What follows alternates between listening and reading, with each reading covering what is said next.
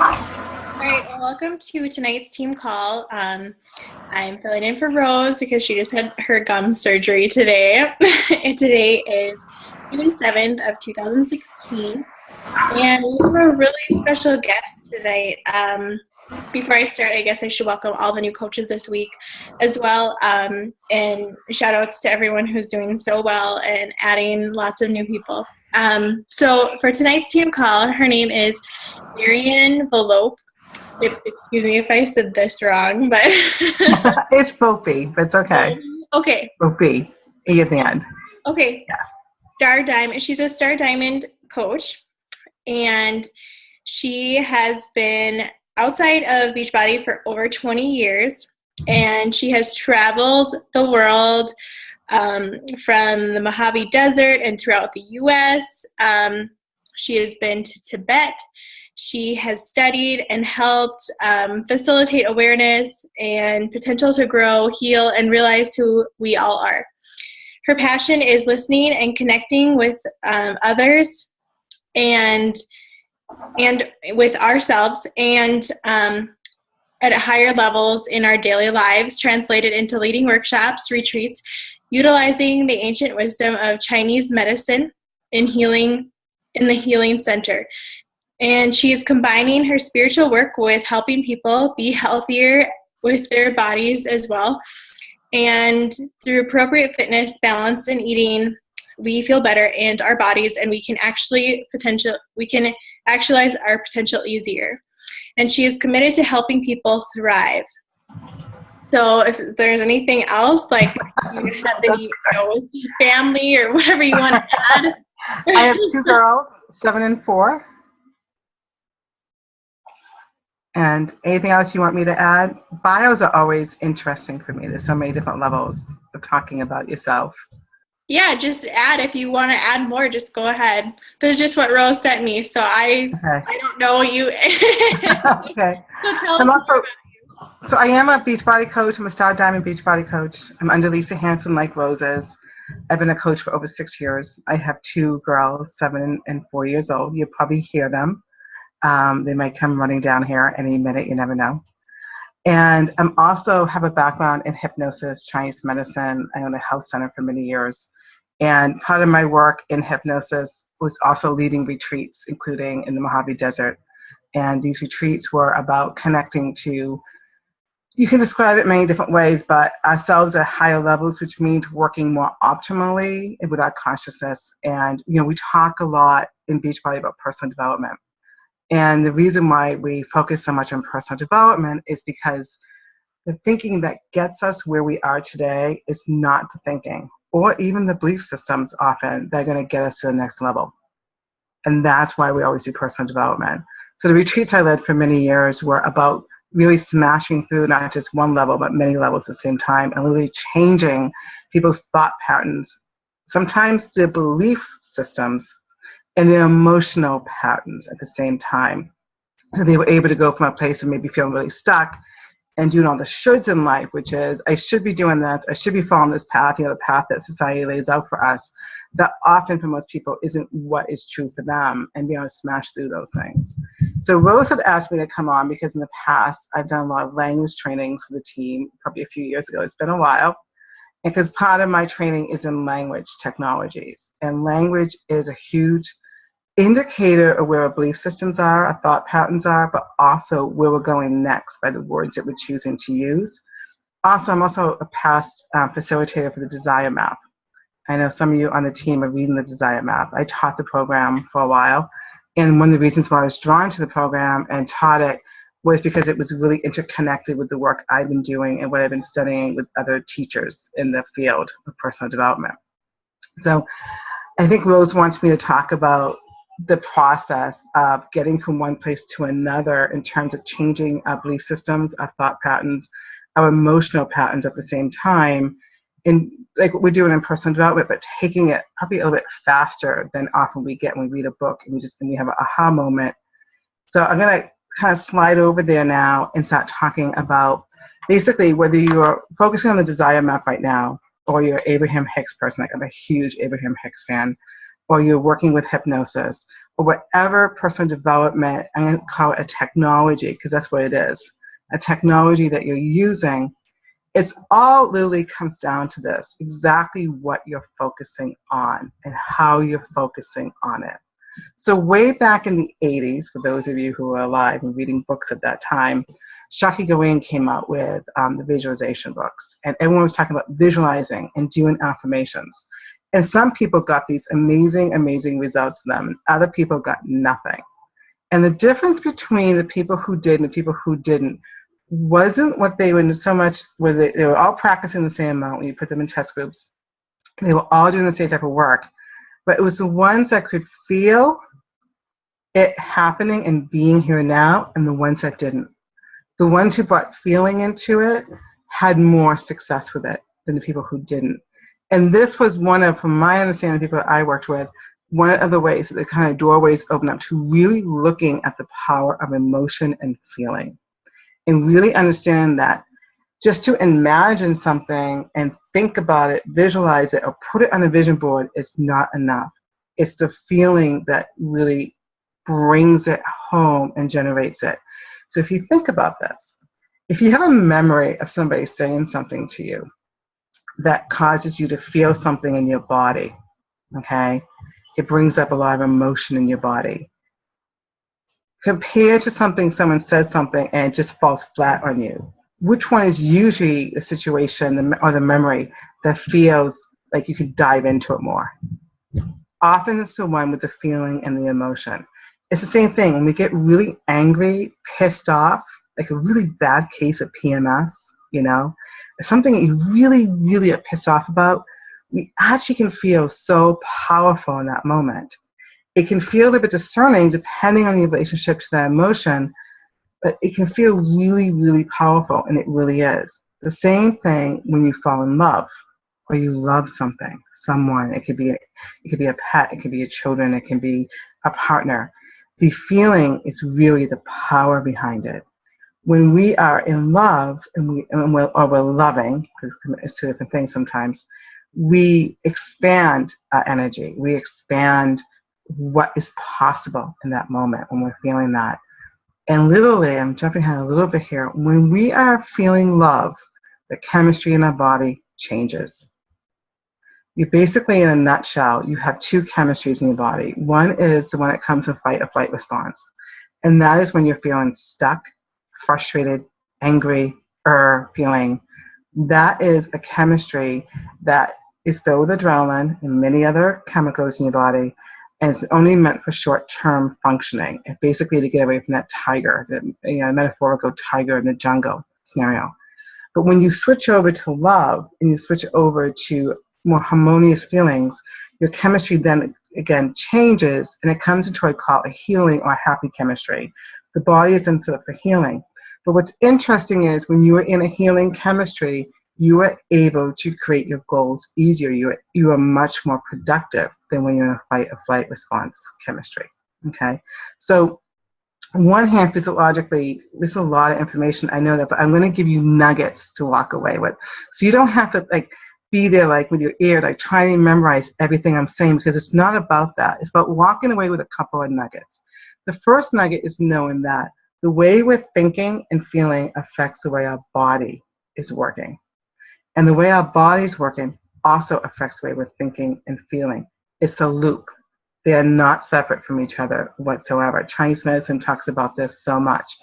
The reason why I'm digging into this a little bit so quickly is the desire map and the form of hypnosis that I do, which brings feeling and emotion to the surface to create the desired outcome, talks about this beautifully and sets you up to work with it.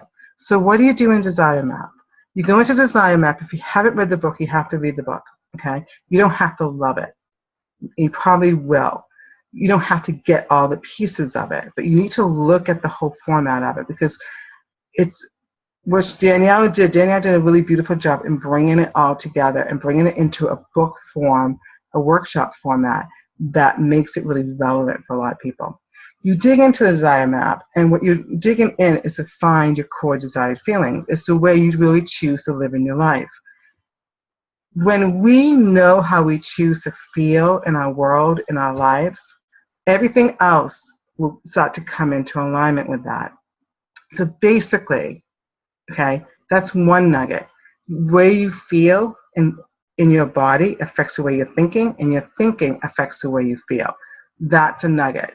The other nugget is basically when you work with habits and goal setting, is this. You have a conscious mind and a subconscious mind. Your conscious mind is what's looking at the computer screen right now, or listening on your phone. It's what's hearing the sound of my voice, maybe looking around, noticing some things in your environment. But your subconscious mind, which runs 90% of your life, is basically what all your beliefs and thought patterns are. They all live in your subconscious mind. So if someone comes up to you and they yell at you and they say a key word, like say they call you, like, hey, like, Blondie or something that like brings back a memory of someone calling you that in the past. And that brings up that memory, that's your subconscious mind working. Or you come to a situation where you walk in the door of your house and someone leaves dirty clothes all over the living room. And it brings up this reaction in you. The reaction is coming from your subconscious mind. Okay? Now, subconscious mind runs about 90% of your life. And that's a nugget because the subconscious mind is like a huge sponge. It takes everything in around us. If it gets repeated enough, it becomes strong in the subconscious mind and becomes a pattern. And we take these in from things, anyone we deem an authority figure. It can be a doctor, it can be a news anchor, it can be a celebrity, it can be a parent, it can be a loved one, it can be anyone around us that has authority given to them or we give authority to them. And when they tell us something, especially repeatedly, it goes into our belief systems and it actually becomes a pattern in our mind. The importance of this is when you are goal setting and when you're looking at creating and moving ahead to the next level in your life, you need to be aware it's not just about thinking positive thoughts. This isn't about positive thinking because you can be going there and putting up these beautiful positive images on Facebook. And meanwhile, the tapes in the back of your head are completely the opposite. And those tapes are coming from your subconscious mind. So there's a disconnect between the positivity that you're projecting and the other stuff that maybe isn't aligned with that positivity that's playing around in your mind over and over again. That is going to be the block in achieving your goals, staying consistent in this business or any area of life. And it's going to be the block in you knowing, really knowing and imagining and bringing forth what you choose to have in your life. That is a piece that a lot of people miss. They think it's just about, I'm going to walk around all day and think, I'm so happy, everything is so great, everything's going to be so wonderful. But meanwhile, this is background chatter, this static going on that's saying completely the opposite. You have to address that. And the reason, so we have the nugget of the loop between the thoughts and the body's chemistry is a loop. We have the nugget that the subconscious mind runs 90% of your life. And just like it runs your life, you can change it. Just like you can start a new program. I've never had strong triceps. Okay, I've never had strong chest muscles. I just did around 5 push-ups on my toes the other day, which was huge for me because I worked the muscles over and over again to get there. It's the same way with the subconscious mind. No matter what patterns have been there for however long, and no matter how they got in there, whoever the authority figure was or whatever you took in, you can change those, okay? Desire Map talks about that. Goal setting does. Abraham Hicks talks about that. Hypnosis is what we do in hypnosis. We change those patterns directly. So you have those patterns in there, and those are going to be the block to get into the next level. So the first thing to do is simply in a non-judging way is to create the awareness of what that head chatter is. And you can do this. I think Desire Map is great at this because there's a section in there asking you to go through all the different parts of your life. And how do you feel in those? What's working, what's not working, and how do you feel about that? A lot of people never really sit down and say, this isn't working, or this part of my life isn't working. It's often not until we get to a crisis and we're forced to look and go, I can't go any further the way I've been doing it, so I have to change something. But we can get it quicker, sooner, on the more subtle levels. You're going to have much more, you're going to move a lot faster than waiting for a crisis to come up. So in the desire map, they talk about going through those different areas and then looking where you're happy, where you're not, and how you feel about that. That is bringing up, you kind of your status, okay, your reality. This is what is right now. And then what you do is you go further and you start thinking about, well, how do I choose to feel? See, when you make a choice to feel something, and then you just choose it over and over again and bring that feeling, again, that chemistry changes in the body. And the mind and the subconscious mind will begin to get what we call entrained, or begin to follow along with that feeling. Okay? So you have to, first of all, start thinking and really feeling, where do I want to be? Okay? I always tell people when they talk about money, it's drop the dollar amount. The dollar amount is a logical left brain number that comes up. It's not about the dollar amount when you're talking about money. It's really about, what do you want to experience? Do you want to be able to travel? Do you want to be able to wake up when you want? Do you want to be able to have the freedom to be wherever you want to be, whenever? Maybe there's passions that you want to do. So you need to look at that and start filling that in, okay? And go with that first. Now, when you're working with a conscious mind and subconscious mind, what I want you to be aware of is this. When you're listening to music that gets you revved up, that's all going into your subconscious mind. When you're falling asleep to TV or waking up to the news, all that information is going into your subconscious mind. Okay? So you want to be protective of it. Don't fall asleep to TV. Really, please don't. And don't wake up to the news. It's two of the worst things you can do for your personal development work. Because all that just very easily goes in the subconscious mind, and it gets repeated. The fear, the conflicts, whatever the news of the day is, and it gets repeated and begins to create more of that fight or flight response, more of that unhealthy, chemistry in the body and patterns of thinking. There's a study done that people who watch the news suffer a lot more from anxiety and depression than people who don't. And I'm not saying don't ever watch the news. I'm just saying just be aware of that, because it does create these anxious levels, like in the body and in the mind. So going back to goal setting is this. You want to pick goals that you really choose to have. You have to be in alignment with them. So if you're someone and you're writing down a number like, I want to make $250,000 a year, but you're not aligned with that piece of it, and you're not feeling it, what that is going to bring to you, you haven't defined it down to an emotional context of, this is what it's going to be like for me, it's very hard to get there.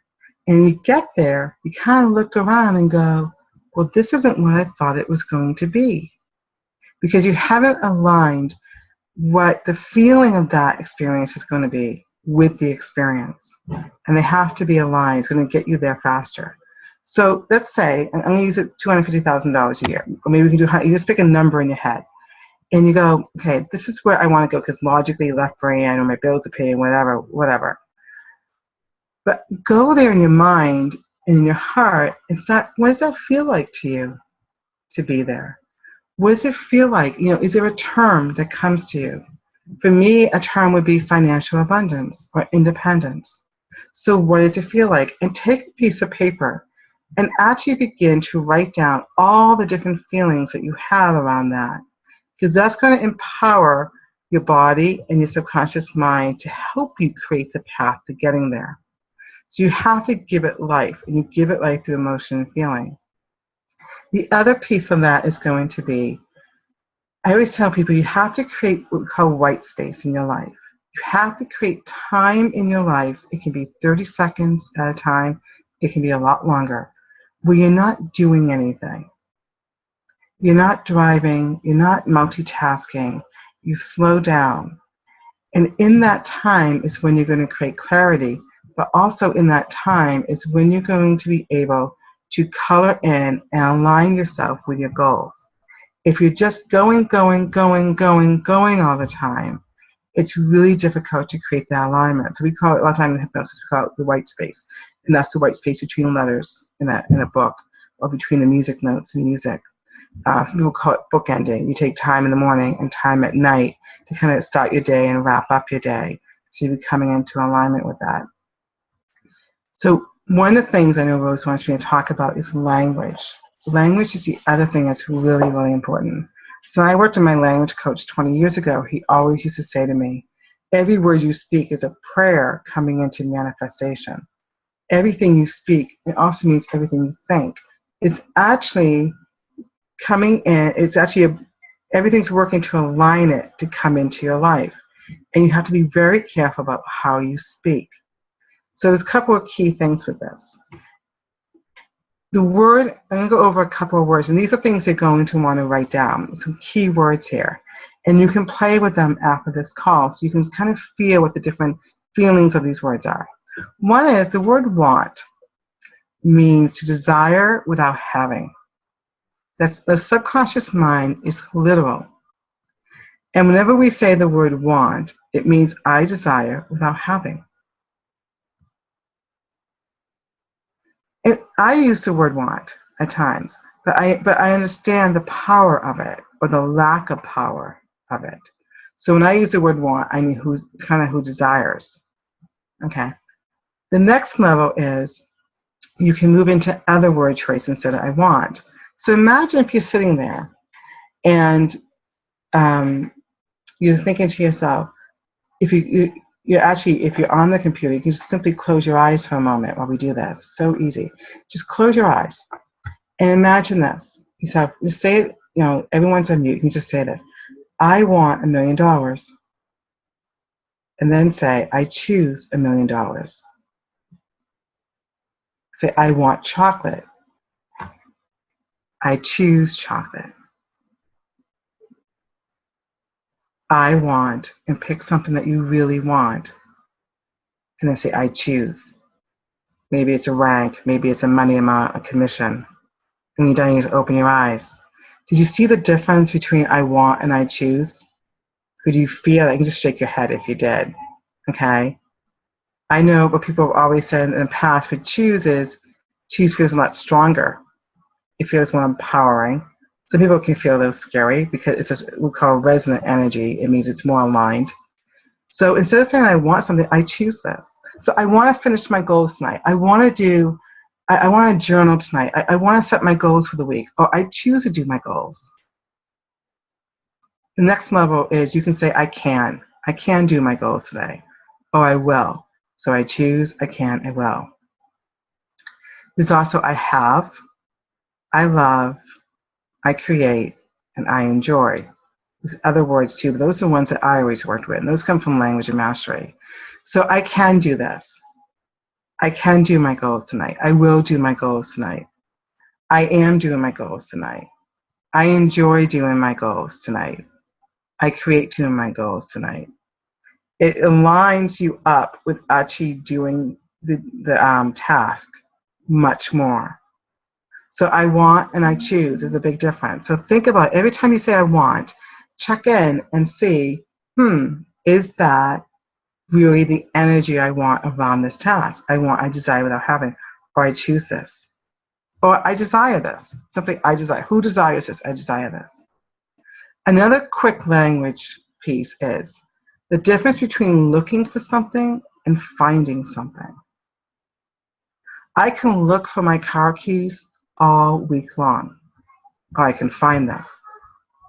So I'm walking around the house, I'm looking for my car keys, Looking never completes to finding unless I go into finding. I can find my key. I am finding my keys. I'm finding them. There's a shift there begins to happen in the subconscious mind. I actually had this experience recently where I'm moving a lot of stuff around the house to finish up a renovation project, and my passport got lost. It was put in some box somewhere. I needed my passport. And I kept going. I'm looking for my passport. It's been on for a few weeks. And whenever I had a chance to look for it, and I look. And all of a sudden one day I sat down I kept having like this like faint memory of where I put it, but I couldn't quite get it. I sat down and I went, oh, I'm finding my passport. And now I was ready to find it. I'm finding my passport. And I literally turned around. It was one of those seats that rotates. Turned around and looked at this box and opened up the box, and there was my passport. So the finding was a signal to my subconscious mind, because my subconscious mind knew where it was, to remember where it is. So you look for something or you're finding something. I'm looking for those business partners. I'm finding business partners. There's a big difference between that. I'm finding those business partners. I'm looking for those participants in my challenge group. I'm finding participants in my challenge group. Okay. So that happens. One of my favorites in language is this. People always say this. Don't forget. You're focusing on forgetting. It's remember. Remember this. That's a signal to the subconscious mind to actually remember this. So if I say to myself before I go to bed at night, oh, I can't forget. Oh, I choose to remember this. I'll always remember it in the morning when I first wake up. Usually I write it down. I get out of bed and I write it down. That's the best thing to do. But I will remember it. And I wake up in the morning, I remember it. I can't oversleep. No, I choose to get up on time. I don't use an alarm clock anymore. I just tell my mind what time I want to wake up, and I wake up. Usually within 2 or 3 minutes of it. And it changes every morning what time I get to do my workout, depending on how long the workout is. Okay? So you think about that when you're working and looking at filling challenge groups and finding coaches and finding participants. Are you going to be looking and spending your energy there, or are you going to be finding them? Okay. Are you going to want something, want to rank up, want to build a business, or are you going to choose to do it? And sometimes when we start using these words, we start feeling something in our bodies. And it's a little part of us sometimes, not always, but sometimes we go, uh-oh. And that uh-oh is like, now I have to show up. And those are that subconscious tapes of stuff that's in there that now need to be worked with more. And there's great therapies for that. I'm a huge fan of tapping. If you've never done tapping, EFT tapping, huge fan of it. It looks a little funny. It's a combination of acupuncture and hypnosis. A huge fan. I can, you guys always IME. I can give you some references, programs and stuff. But that will get a lot of that stuff out. It's designed to do that. There's also the type of meditation, but you want to get really specific. If you're afraid of showing up, and you realize you're afraid of success and failure, which is usually what people are afraid of showing up, then that's awesome, Rose. Yeah, she does. Tapping's awesome. Charlene Johnson does it like before she goes on stage. It actually reduces the cortisol levels, the stress hormones in the body. So I always recommend it to people, especially if you're in a funk or you tend to get into funks a lot. We used to call on my team a couple of weeks ago, I call it Funky Town. Like how to manage funks and get out of funks and stay out of funks and notice them and create strategies. And, tapping reduces the cortisol, the stress hormones in the body. And it changes you into a happy chemistry, which helps you relax. When we are in that happy chemistry, we are creative. We are expansive. We allow things to happen. We come up with ideas and we get inspired when we're in that chemistry. So that's why it's so important to know where you're at and to know this information. When we're in fight or flight response chemistry, the cortisol levels, the only inspiration that comes for us is about surviving. It's not about thriving. Thriving ideas comes from you in that happy chemistry. That's the only time it happens, the only time you can make the connection, because the cortisol and the fight or flight response is all about simply physically surviving the situation. That's it. So going back to having strategies that's the piece I was talking about. We put these positive things up on Facebook, like, be positive, it's Monday, go get them, and all this stuff. And then there's all this stuff happening in back. And then we go into a coach online office, or we look somewhere and we go, maybe we swear, maybe we say something like that and go, I'm not the rank I want to be. I'm not making the money I want to be. I don't have enough people in my challenge groups. I'm not helping enough people. Whatever it is for you that particular day, a couple of things. The reason why those patterns got into your subconscious mind is because you kept focusing on them. What we focus on always expands. In the absence of what we want, by focusing on that, acknowledging that, and putting energy on that, always expands and becomes stronger. In hypnosis, when I have a patient come in who's in chronic pain so intense that they literally have to wear that arm in a sling because the weight of the arm hurts them so much. You do one or two techniques depending on the person, what they can take. One is you have them feel the pain so intensely that it can't feel anymore, it literally burns the pain out. Or you have them go in the complete opposite reality. Okay? If you're going to go into frustration, anger, and you can't get yourself out of it, then find a way safely, without people around, where you can express it to its fullest without hurting anybody or hurting anything. Okay? Like I've thrown a ball out in the backyard or something like that, or scream into your pillow, or journal it, whatever it is, to move the emotion. Okay? To move that. Or you have to go into completely the opposite and focus on that. Tapping, what I love about tapping is you literally remove the negative emotions through the tapping and through feeling them and allowing them to come up, and tapping and keep clearing it and clearing it. It's a really beautiful way of moving through it, a very safe way of moving through it. So going back to that pieces, the reason why I brought the piece about the negativity is that if you're always focusing on what you don't want, you're going to expand that. So every time you focus on, I don't have enough business partners, there's not enough people in my challenge groups, there's not this, there's not that, there's not all this, not, you're strengthening it. If you're anti something, you're strengthening whatever you're anti. So there's a famous story about Mother Teresa. You went to Mother Teresa and they wanted to do an anti-war march, and she wouldn't go on it because the focus was on war, not on peace. She said, I will go when you have a march for peace. There's a difference. And the reason why I bring this up is to notice these are the places where people get a little bit sticky. Is they're like walking, okay, I'm not diamond, I'm not emerald, not ruby, whatever it is for you, a 5-star, whatever it is. And you're actually giving the reality of not being that more energy. You're keeping that focus right there. Instead of finding things to be grateful for, finding things that are working, even if they're tiny, tiny things, and putting your energy there. That makes all of the difference. So my language coach always used to say, if you want to quit something, you have to be doing it. If you want to lose something, you have to have it. So an example of that would be someone who wants to quit smoking, and all they focus on, I got to quit smoking.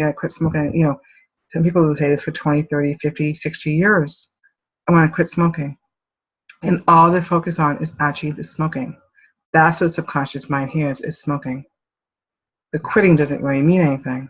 But you get someone into hypnosis, you get somebody into doing this type of personal development work, and then they begin to sit down and you say, okay, take a piece of paper, write down 7 things, positive things that you get from not smoking anymore.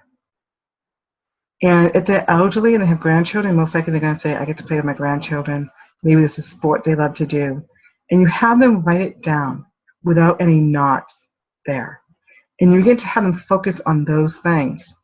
And your treatment for smoking no longer to be in the picture is far more successful when that happens. You need to focus on where you want to be, not with what is in the moment. It's a huge difference. The same way with weight. If you're always focusing on, I want to lose weight, I want to lose weight, I want to lose weight, you have to have it in order to lose it. So every time you think that, feel that, especially feeling makes it more intense, remember. The feeling of that will keep it actually on, rather than going and thinking about what is it like to, what do you want? Do you want a strong body? Do you want a flexible body? Do you want a lean body? How do you want to feel in the morning when you wake up? How do you want to feel when you go to bed at night? How do you want to feel during your workouts? It's the same thing with your business. If you want to have challenge groups that are filled up, sit down at night during one of those times of white space and write out, what does it feel like to have a full challenge group? Do you have a specific number? What's full to you? Is it 8, 10, 30, 100? Because full means different things to different people. And sit down and actually feel the feeling.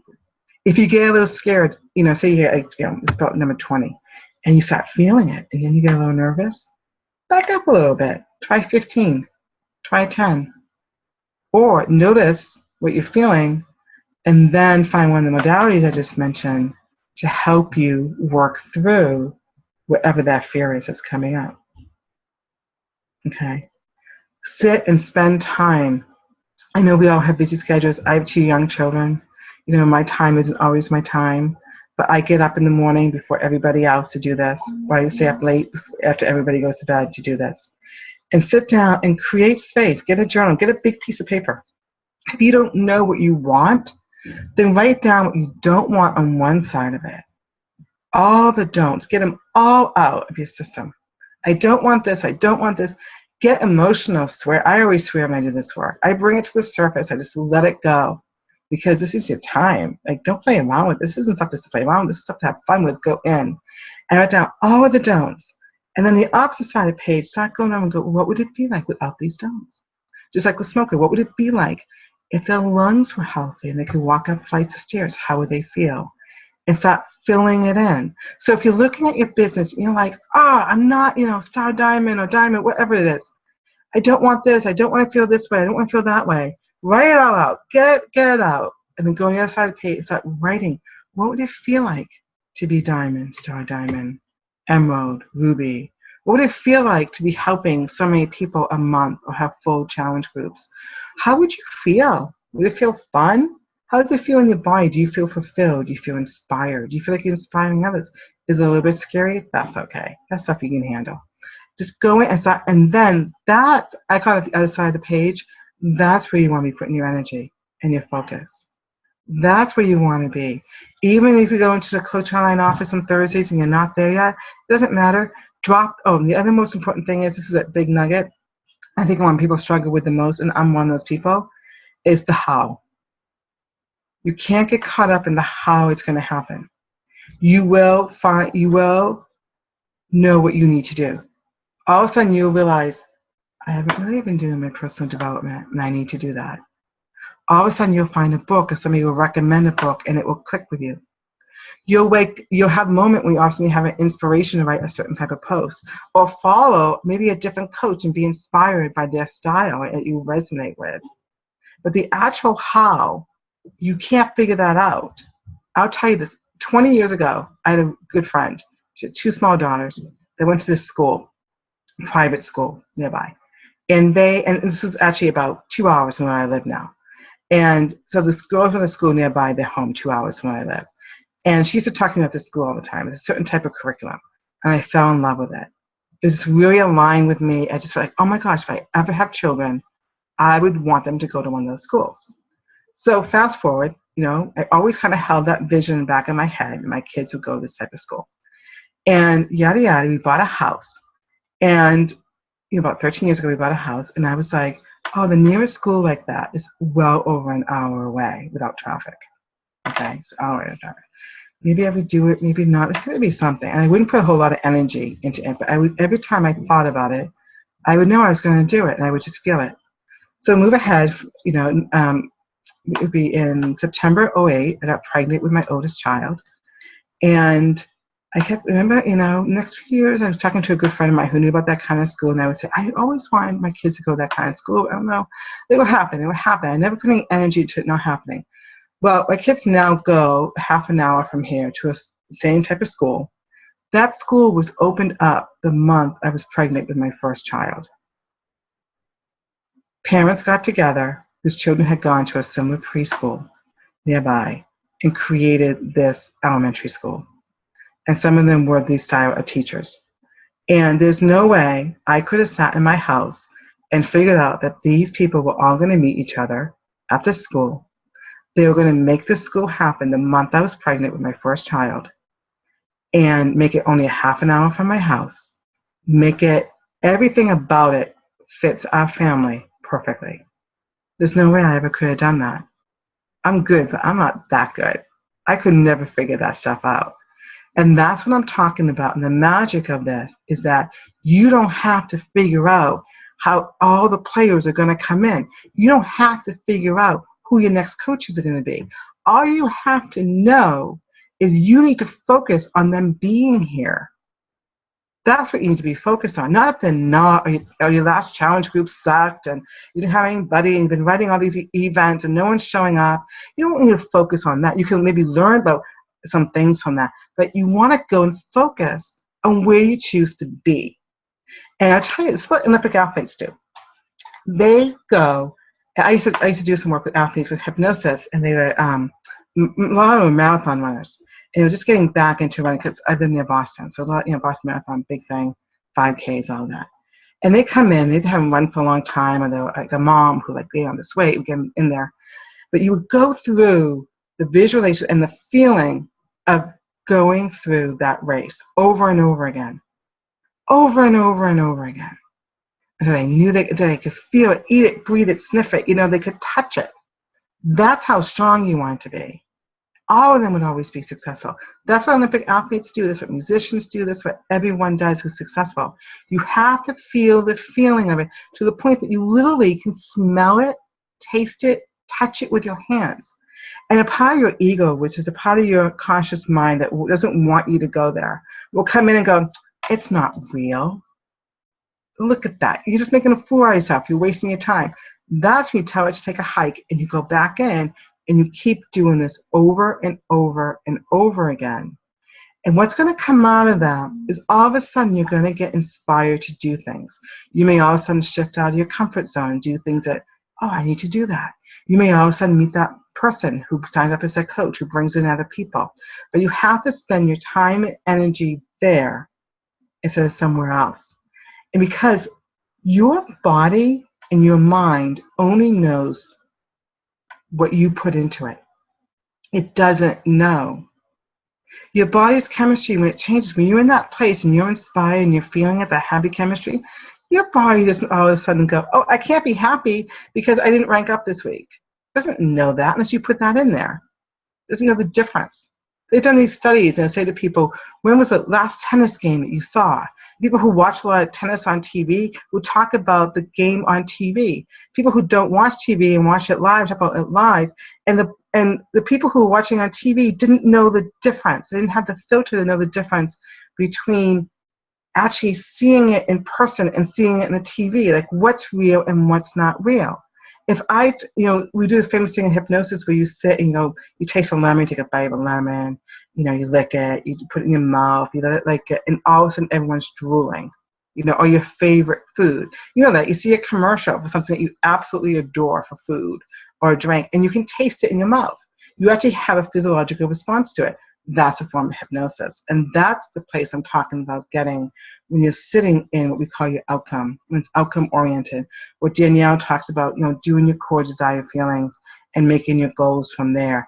They work very well together because you want to make sure that your goals are always lined up with how you choose to feel in your life or how you choose to express yourself in your life.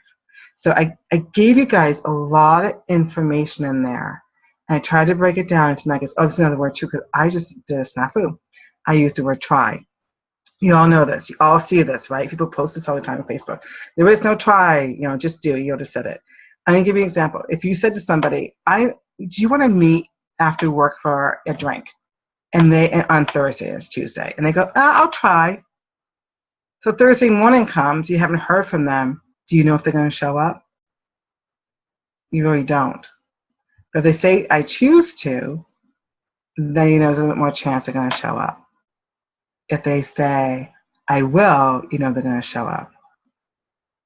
So trying is about not showing up. And it slips out of my mouth at times, like you just heard. That was a perfect example.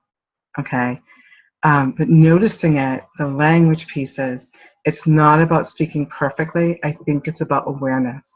If you're saying, I'm trying to fill this challenge group, I'm trying to do this, I'm trying to do that, I'm trying to find business partners, drop the try. Notice it first. See if there's something in there that you're afraid of and what you need to do about that. And then start changing the try over to those other words that I said. That can be a huge shift for a lot of people. The awareness of how you're using those words. Same thing with looking, it says in the nugget, looking and finding, trying. Those are things you want to be on the lookout for. Okay? Those pieces. So I can go on for like 10 hours, but I think that's quite a bit, Rose. What do you think? Oh, Alicia. Alicia's doing this, right? It's okay. Can you tell the story about your ankle? Oh, okay. Last story. Okay, last story. Okay.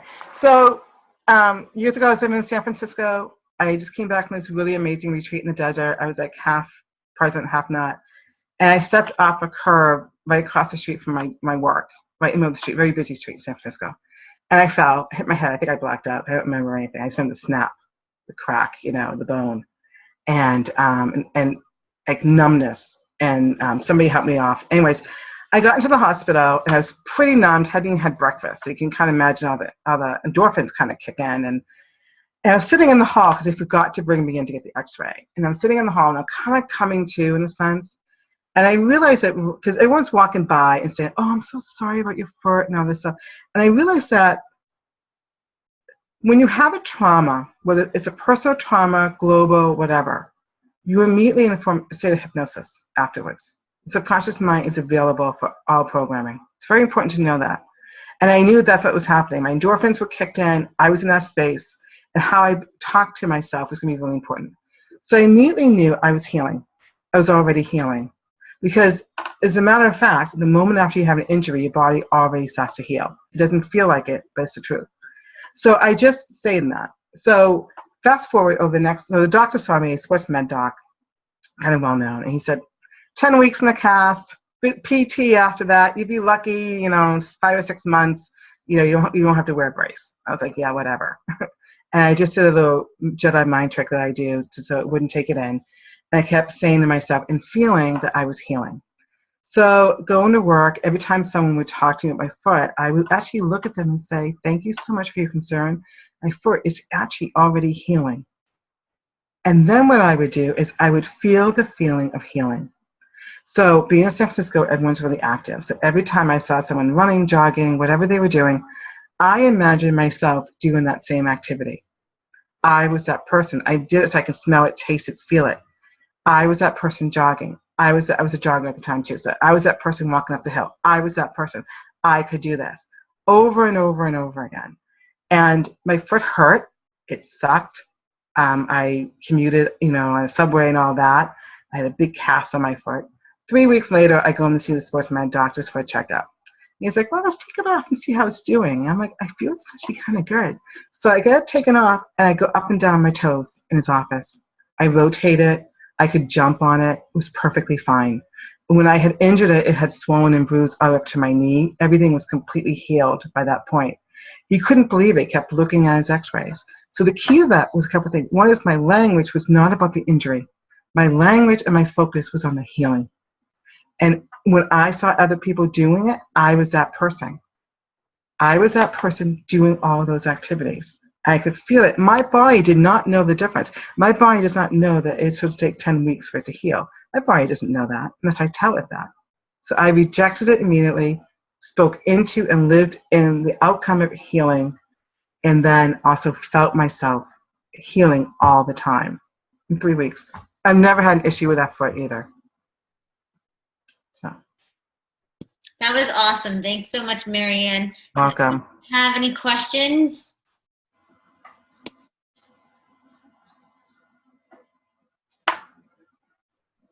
Check out tapping. The Tapping Solution Facebook page is excellent. Their website has free morning and evening tapping that you do to organize your head for the day in the morning and then relax you at night before you go to bed. It's wonderful. So it's one of my pet tools. It's called Tapping Solutions? Yeah, the Tap Solution, singular. Tapping Solution on Facebook. Okay, thank you. Stuff. Yeah, you're welcome. And I even think Shailene has one of her podcasts talks about the tapping and how she does it. It's a little funny, but you'll love it.